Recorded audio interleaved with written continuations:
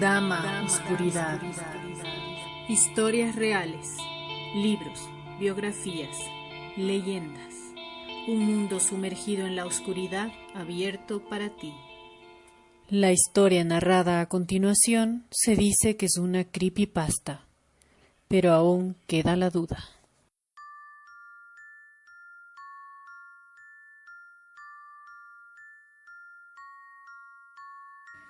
De Rake, el rastrillo.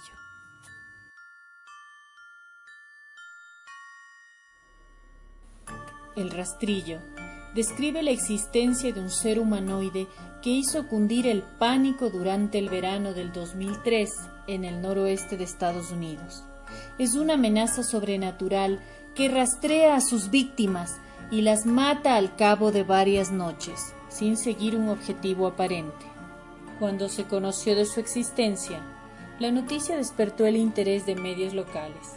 Sin embargo, una aparente conspiración provocó que todos los archivos hayan desaparecido. Muy poca información quedó intacta, pues la mayoría de los registros en línea y escritos de la criatura fueron misteriosamente destruidos.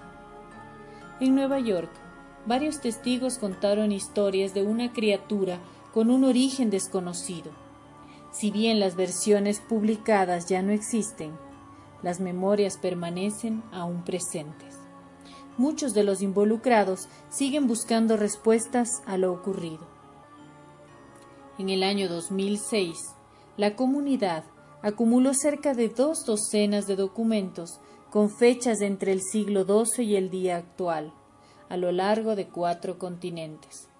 En la mayoría de los casos, las historias fueron idénticas. Entre las notas que se encontraron en la investigación, se halló lo siguiente. Una nota de suicidio escrita en 1964. Mientras me preparo para tomar mi vida, siento necesario mitigar cualquier dolor o culpa que pueda provocar mediante este acto. No es culpa de nadie más que de él. La primera vez desperté y sentí su presencia. La segunda, desperté y lo vi. La tercera, desperté y escuché su voz y vi sus ojos. No puedo dormir. No puedo dormir por terror de lo que pueda pasar la próxima vez que lo encuentre. No puedo despertar jamás. Adiós. Hallado en la misma caja de madera, habían 2 sobres vacíos dirigidos a William y Rose, y una carta personal sin sobre que decía: Querida Lini, recé por ti. Él dijo tu nombre. Se encontró también la nota de un diario personal de 1880 que decía: Experimenté un gran terror. He experimentado el terror más grande. Veo sus ojos cada vez que cierro los míos. Son huecos, negros. Me vieron, me perforaron. Su mano mojada me persigue. Intenta tocarme. Me toca. No dormiré. Su voz es... Texto incoherente. Líneas escritas en el diario de un marinero en 1691. Vino a mí en un sueño. Desde los pies de mi cama sentí una sensación. Se llevó todo. Debemos volver a Inglaterra. No podemos volver aquí. Son órdenes del rastrillo. Finalmente, el relato más contundente que se encontró de un testigo en el año 2006 nos muestra quién es The Rake, el rastrillo, pues lo conoce muy bien. Hace 3 años acababa de regresar de un viaje a las cataratas del Niágara con mi familia por el 4 de julio. Estábamos exhaustos luego de conducir todo el día, así que mi esposo y yo pusimos a los niños en la cama y nos fuimos a dormir.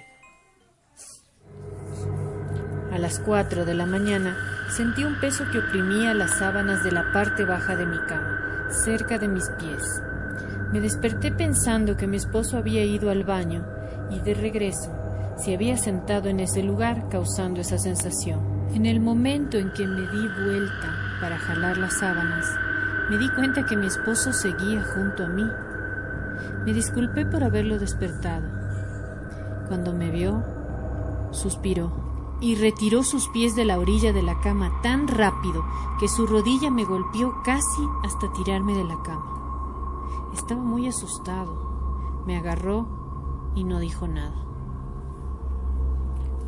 Luego de ajustar mi vista a la oscuridad por medio segundo, fui capaz de distinguir qué causó la reacción.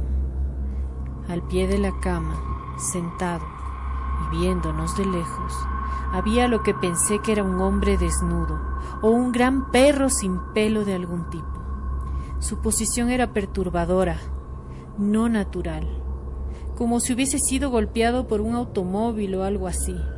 Su columna estaba torcida, dejando una especie de joroba mal formada. Pero el detalle más espeluznante eran sus manos.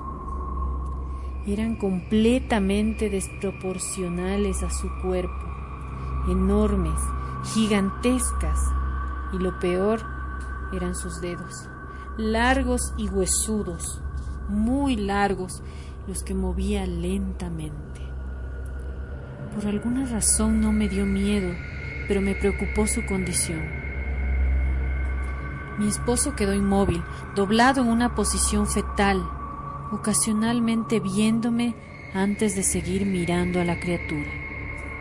Hubo un largo silencio, y de repente, en un movimiento veloz, la criatura rodó al lado de la cama y se arrastró rápido hasta que estuvo a poco menos de 30 centímetros del rostro de mi esposo. Permaneció en silencio por 30 segundos, viendo solamente a mi esposo. De repente la criatura giró bruscamente, corrió hacia el pasillo en dirección a los cuartos de los niños. Lo que escuchamos a continuación es el grito desgarrador de mi hija. Corrí para encender la luz. Cuando llegué al pasillo, la luz del cuarto era suficiente como para verlo, agachado, jorobado, y bajo él se encontraba mi hija. Volteó lentamente y me miró cubierto de sangre.